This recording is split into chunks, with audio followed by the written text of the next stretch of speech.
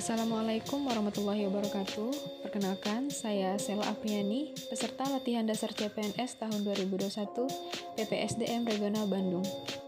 Baiklah, pada kesempatan kali ini saya akan memaparkan analisis isu efektivitas kinerja berdasarkan tugas pokok dan fungsi saya sebagai apoteker di Puskesmas.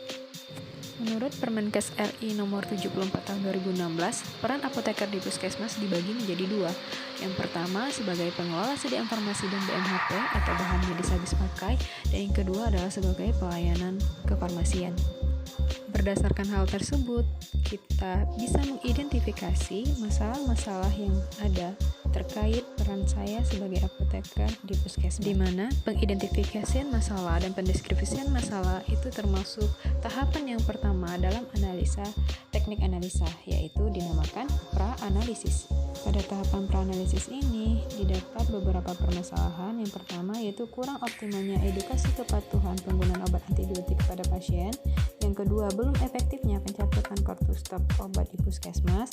Dan yang ketiga, kurang optimalnya penandaan label obat LASA dan high color di instansi farmasi Puskesmas.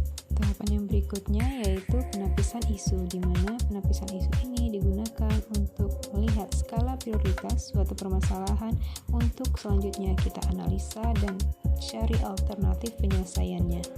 Dalam hal ini saya menggunakan metode WSG untuk melihat skala prioritas berdasarkan scoring isu-isu yang diidentifikasi di awal tadi, di mana nilainya itu dari 0 sampai 5 dilihat dari urgensinya, seberapa mendesak suatu isu itu harus dibahas dan dianalisa dan tidak ditindaklanjuti. Kemudian seriousness yang dinilai seberapa serius suatu isu harus dibahas dikaitkan dengan akibat yang akan ditimbulkan.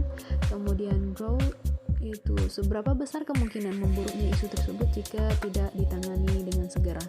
Setelah dilakukan penilaian, di mana isu yang nomor 1, kurang optimalnya edukasi kepatuhan penggunaan obat antibiotik kepada pasien, memiliki skala prioritas 1 dengan total nilai 15. Setelah dapat skala prioritas, kita lakukan tahapan ketiga yaitu analisa isu.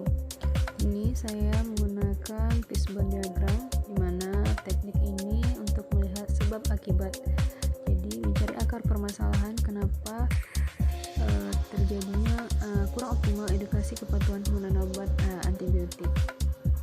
Di sini ada 4 main penyebab utama, itu dari lingkungan, sistem, metode, dan dari sisi manusianya. Setelah itu dianalisa SWOT-nya berdasarkan kekuatan, kelemahan, peluang, dan ancaman. Dimana di sini tuh strengths-nya memiliki tenaga farmasi lebih dari 1, memiliki 2 orang dokter, dan adanya fasilitas yang memadai menjadi kelebihan. Sementara kelemahannya tidak ada kontak yang bisa dihubungi ketika pasien lupa mengenai informasi obat.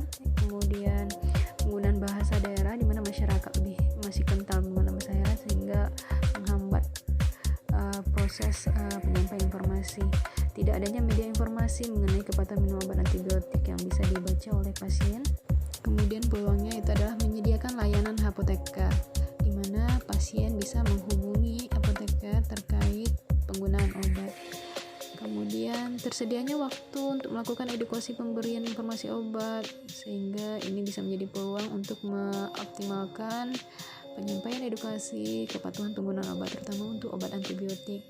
Yang ketiga, adanya tenaga kerja yang memahami IT, yang dimana nanti bisa memudahkan kita untuk memuat media informasi yang bisa dibaca oleh pasien, sehingga pasien lebih mengerti, lebih memahami menggunakan obat yang rasional. Ancamannya yaitu faktor dari pasiennya.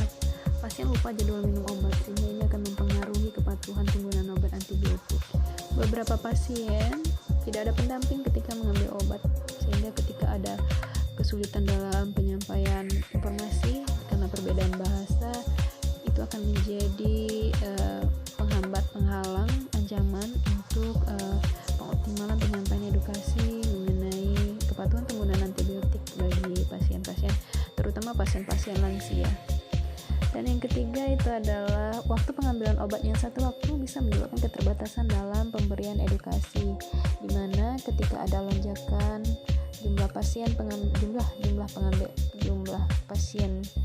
yang mengambil obat dalam satu waktu, itu bisa menjadi ancaman tidak optimalnya penyampaian edukasi informasi tentang pentingnya kepatuhan minum obat antibiotik.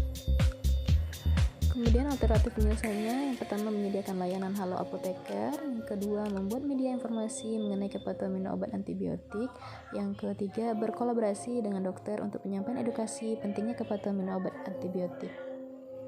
Demikian penyampaian saya mengenai analisis itu efektivitas kinerja berdasarkan tupoksi.